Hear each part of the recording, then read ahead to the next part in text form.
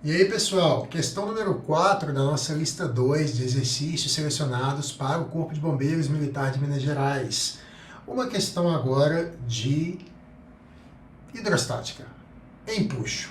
E quando o CFO ou até mesmo o CFSD coloca uma questão de empuxo na prova, tem pegadinha, cara. Entendeu?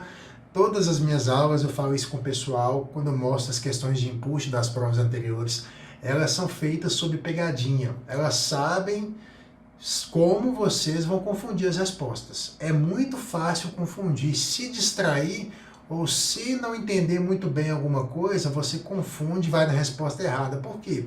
A gente acaba pensando em experiências pessoais, a gente acaba deixando um pouco de lado o conceito teórico e pensando na flutuabilidade de um objeto, você pensa em você nadando, numa boia, você começa a lembrar das suas experiências e isso atrapalha, porque as perguntas são feitas para confundir mesmo, para você misturar com seus conhecimentos e acabar atrapalhando ali na resposta. Você tem que tentar focar no conhecimento teórico da matéria, tá? É ela que diz como que você vai acertar.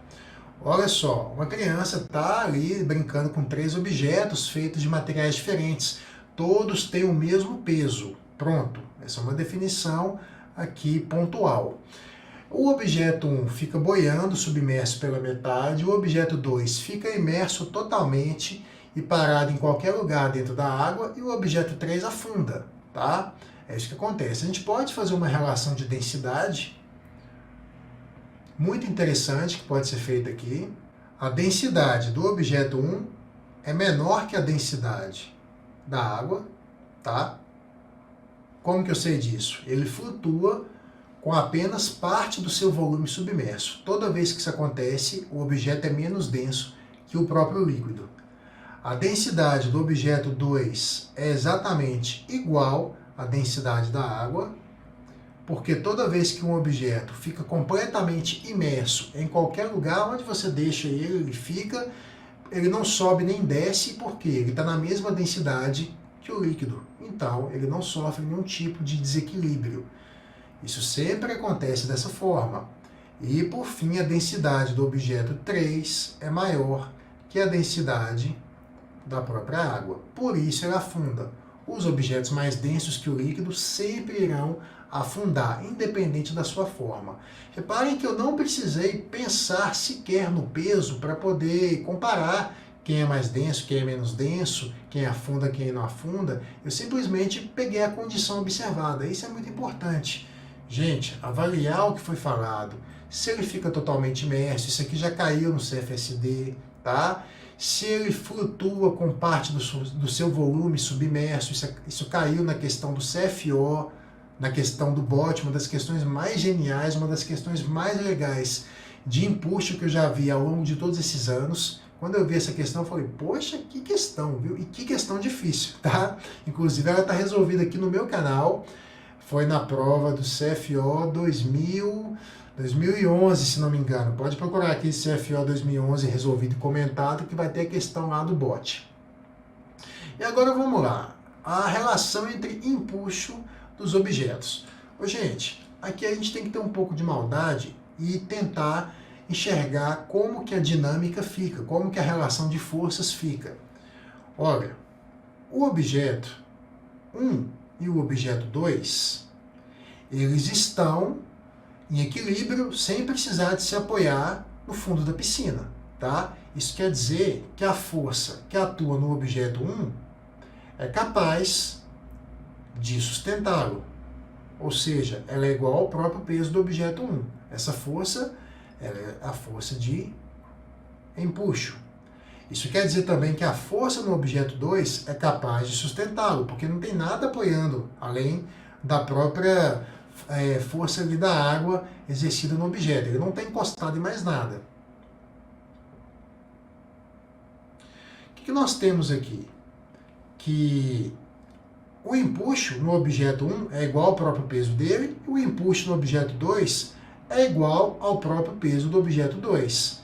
Ou seja, o empuxo em 1 e o empuxo em 2 também são iguais, porque afinal de contas, isso está falado no início do problema, os objetos têm todos o mesmo peso. Então, se E1 consegue equilibrar esse peso, e E2 consegue equilibrar esse peso, e esses pesos são iguais, ora, não tem como não concluir que E1 é igual a E2. Por fim, no objeto 3, a água não consegue sustentá-lo apenas. É preciso que ele apoie no fundo da piscina. Por quê? Porque o empuxo aqui em 3 não foi suficiente, não foi intenso o suficiente para poder garantir a flutuação. E aí a gente tem um empuxo em 3 menor, tá? Menor que o próprio peso do objeto, por isso que ele afundou. Se o empuxo em 3 é menor que o peso do objeto, o empuxo em 3 também é menor que o empuxo em 1 e também que o empuxo em 2. Então a gente pode falar que o empuxo em 3 é o menor, ele não foi o suficiente para fazer o objeto 3 flutuar. Rafael, por quê? Porque esse objeto ele é mais denso.